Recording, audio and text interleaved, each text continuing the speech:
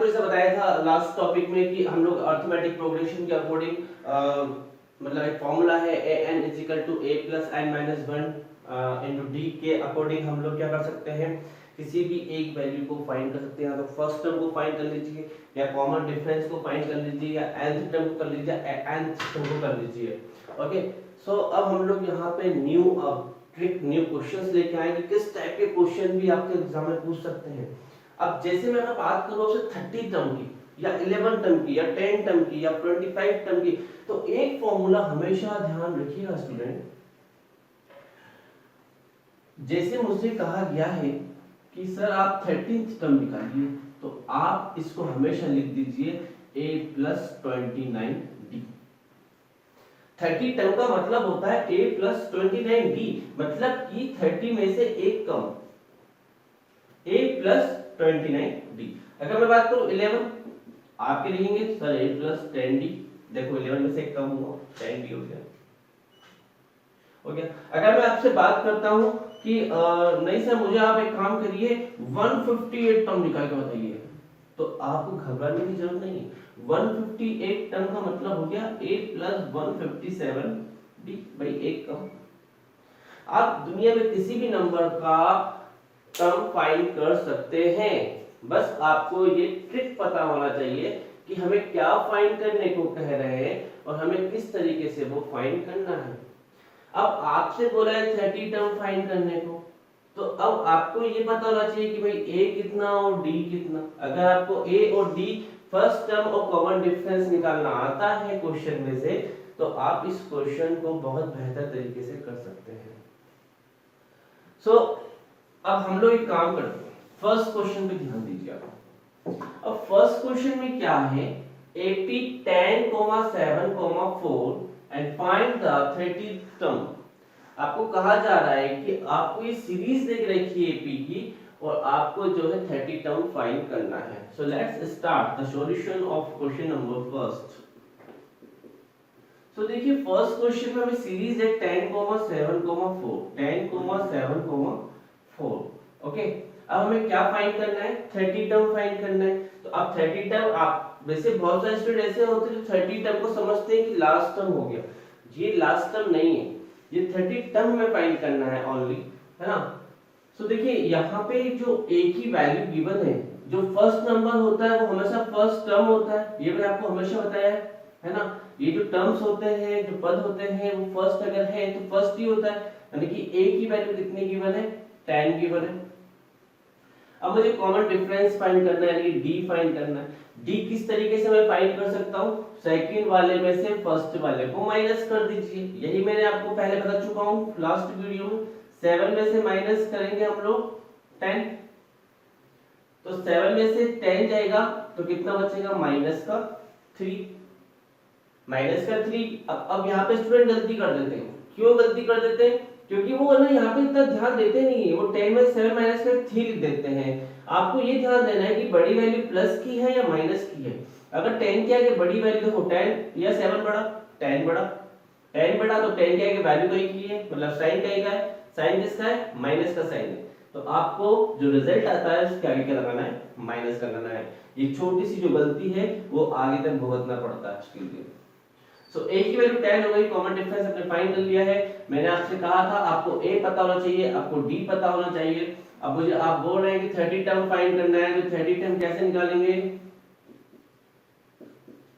30 term of AP is equal to a plus 29d, यानी कि a30 इस तरीके से लिखिएगा, a30 30 टर्म फाइंड करना है, इज इक्वल टू a की वैल्यू 10, ओके, प्लस 29, t की वैल्यू कितनी है, -3, तो दैट इज अ माइनस का 3।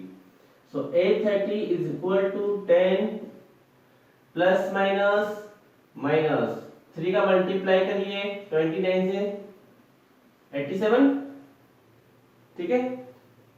अब -87 में से 10 को माइनस लेंगे, प्लस माइनस माइनस, तो 87 में से 10 तो माइनस का 77, that is a 30 term, that is the answer. Okay, I hope आपको ये क्वेश्चन का जो सॉल्यूशन है वो समझ में आया होगा, है ना। और आप इसकी प्रैक्टिस कीजिए और ज़्यादा प्रैक्टिस कीजिए। जितनी आप प्रैक्टिस करेंगे उतने आपके हाथ जो है रफ होते रहेंगे और आप ज़्यादा से ज़्यादा बेहतर कर सकते हो। अब सेकंड क्वेश्चन की बात करते हैं तो आपको -3 और फिर comma -1/2 dash dash dash find 11th term. आपको 11th टर्म फाइंड करना है स्टूडेंट्स। तो हम लोग इसका 11th टर्म फाइंड कर लेते हैं। सीरीज चेंज होगी, a की वैल्यू चेंज होगी, d की वैल्यू चेंज होगी और 30 टर्म चेंज होगा। ओके, और हमें जो है अब इस क्वेश्चन को सॉल्यूशन देना है। तो देखिए हम लोग इसको किस तरीके से कर सकते हैं। आपको a की वैल्यू गिवन है फर्स्ट टर्म, पहले तो सीरीज लिखें, माइनस का 3 है कोमा माइनस का 1/2 है कोमा 2 है, फिर डैश डैश डैश है। अब आपको यहाँ पे क्या करना है, आपको यहाँ पे a की वैल्यू क्या दिख रही है, फर्स्ट नंबर पे क्या दिख रहा है माइनस का 3, तो ये हो गई आपकी फर्स्ट टर्म। d आप क्या करते हैं, सेकंड वाले में से फर्स्ट वाले को माइनस करते हैं, तो माइनस का 1/2 में से माइनस करेंगे माइनस का 3। ओके, माइनस के 1/2 में से हम माइनस करेंगे किसको, माइनस के 3 को। तो यहाँ पे उलझने वाली कोई बात नहीं है, आप लोग बिल्कुल ना टेंशन लीजिए, इसको बहुत आसान कर देते हैं हम। देखिए माइनस का 1/2 है, माइनस का 1/2 लिखा, ठीक है। अब हम लोग यहाँ पे क्या करने वाले हैं, माइनस माइनस क्या होता है, प्लस होता है, ठीक है।